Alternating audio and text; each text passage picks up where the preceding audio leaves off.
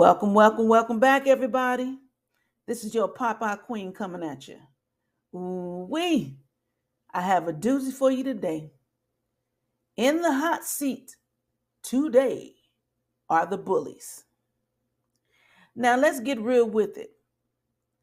Being a bully, whether in the school hallways, the boardroom, or online, is a tough look. It's like wearing an itchy sweater you never take off, one that makes everyone around you uncomfortable, not to mention yourself. You feel it, don't you? That inner grind that keeps you wanting to lash out, put someone else down, just to feel an ounce better about yourself. Yeah, I see it. And I see you, even if you think no one does. But let's talk about it, shall we? The dirty truth about being a bully. Well, you know what they say about the first step to fixing a problem is acknowledging that you have one. And yeah, bullying is a problem. I'm not talking about playful roasting or harmless teasing among friends. I'm talking about the real stuff. You know, the antics, the backhanded comments, the power games, the subtle or not so subtle digs that you throw out just to watch someone squirm. That's the kind of behavior that doesn't just hurt others, it ultimately reflects the inside of you. See, bullying comes from a place of pain, fear, and insecurity. Maybe you're carrying around anger because of things that happened in your past. Maybe you've been hurt so many times that the only way you know to feel strong is by hurting others. So it becomes this messed up cycle. Hurt people hurt other people. But you know deep down that this isn't what you want to be. Because being a bully is exhausting. You're constantly on the hunt for someone weaker or someone who's just going about their day peacefully so you can make them feel how you feel on the inside. Now, workplace bullies around here playing power games like it's Monopoly. Let's not forget you, baby. Office bullies. I've had to deal with a few of you. Power trippers who flex on their team just because they have a title. You think that forcing others to respect you or treating people like tools is going to make you feel accomplished? Spoiler alert, baby, it won't. Nothing cheapens respect faster than being handed out of fear or force. People are going to start counting down the seconds, I mean, second by second, to 5 o'clock just to get away from your tornado of toxicity. And trust me, they're not thinking, wow, what a great leader. No, no, baby. They're probably fantasizing about your chair spinning you right out that door. If you're in a position of authority and you're using that power to put people down, manipulate, or instill fear, it's time to stop. You heard? Here's the deal. Bullies aren't born, they're made. Somewhere along the line, something hit you hard enough that it etched a scar in your heart, maybe even in your head, too. And maybe no one saw that scar forming. Maybe no one helped you to deal with it. Maybe you don't even realize how much it hurts. But rather than giving it time to heal, you started covering it up with something else. You fill the empty parts with anger, fear, or indifference, and let that become a part of you. You let it out onto other people because that's easier than facing yourself. And the world gets uglier each time you do it. Let's face some facts. Think of every nasty thing you've ever said or done to someone who didn't deserve it. Remember the look on their face, the wince, the stutter.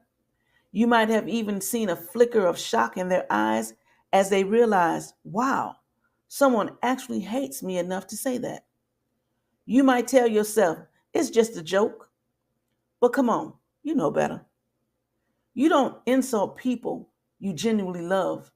And if you do, we need another 1,000 words for that, baby. Mm-mm. And when you say it's just who you are, that's the biggest lie you've told yourself. Here's the uncomfortable reality: your need to hurt people comes from a desire for connection. Twisted as that might sound, you want people to notice you, respect you, and maybe even fear you. But that's just you wanting love and validation in the weirdest, darkest way possible. It's like trying to find fresh water in a mud puddle. You think being the loudest, meanest person in the room makes you powerful. But guess what? The louder and crueler you are, the emptier you feel inside. Power doesn't come from who you can put down, it comes from who you can lift up, who you can be vulnerable with, and who you can connect with. You see, I know what you're after. You're desperate to feel seen. You crave validation that people care enough to notice you, even if it's for all the wrong reasons. Maybe you had a rough childhood. Maybe your workplace doesn't respect you. Or maybe you're carrying your own heavy burden of past pains. Whatever it is, you're dragging those rocks around, and instead of dealing with them, you throw them at others. But here's the kicker: you are hurting no one more than yourself. Each nasty comment, each act of aggression, that's just you carving those scars deeper into your own heart. Think about it. Has any day felt better, really better, because you were a jerk? Did you sleep better because you put someone else in their place? Probably not. Even the rush you get from winning fades quickly, leaving you hungrier, emptier, because that's how bitterness works. It takes up space where compassion, kindness, and peace could be. And that bitterness makes life taste sour every single day. What if you could feel joy without tearing someone else down? What if you can laugh with someone, not at them? Here's some tough love. You've got to let the scar heal, baby. Yes, there's a wound there. Yes, it's deep. But every time you lash out, you're putting salt in that wound. And until you stop, it's going to stay raw and painful. You have to release that anger. Let yourself be vulnerable. Be kind. And here's where it gets hard, because to heal, you're going to have to forgive yourself and maybe even forgive someone else. You'll have to say, I'm hurting, but that doesn't give me a pass to hurt others. Letting go of that need to control or belittle is the only way to start feeling whole again. Let's lighten this up with a little reality check. You don't want to be remembered as that guy or that girl, right? Think of those people who made your life miserable.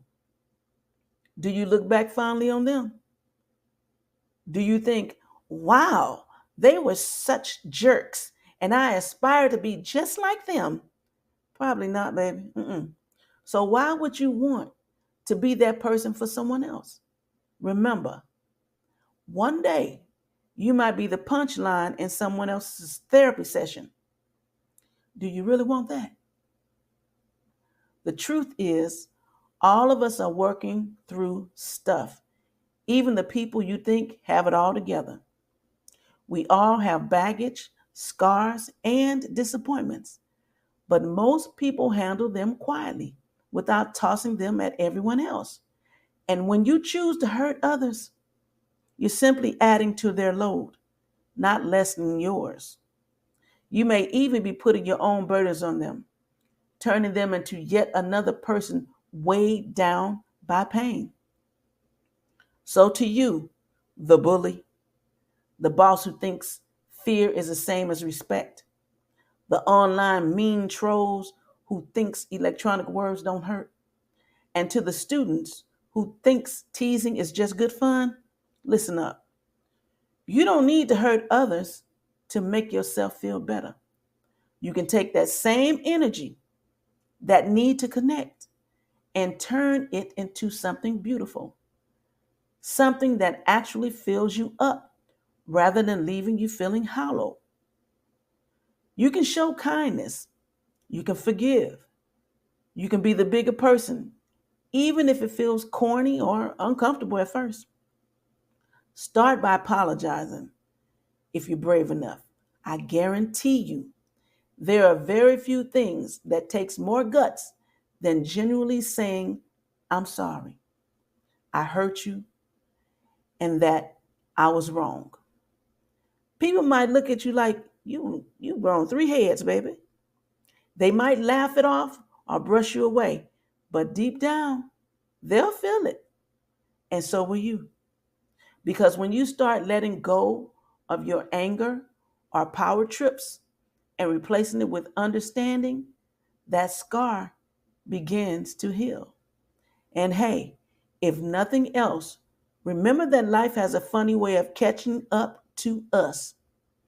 Every action has a reaction. And if you put in our negativity, don't be shocked when it comes back your way. If you want love, start giving it. If you want respect, start earning it with kindness, not intimidation. If you want peace, start creating it around you. So stop being the person who makes others dread walking into a room. Be the person who lifts people up, who gives the world a reason to feel a little brighter. Let yourself heal so you can help others feel safe, loved, and valued. You heard? Who? This was a tough one, but it's very much needed. All right, my lovelies, it's that time again. May you stay blessed in the midst of this worldly mess. I'm out.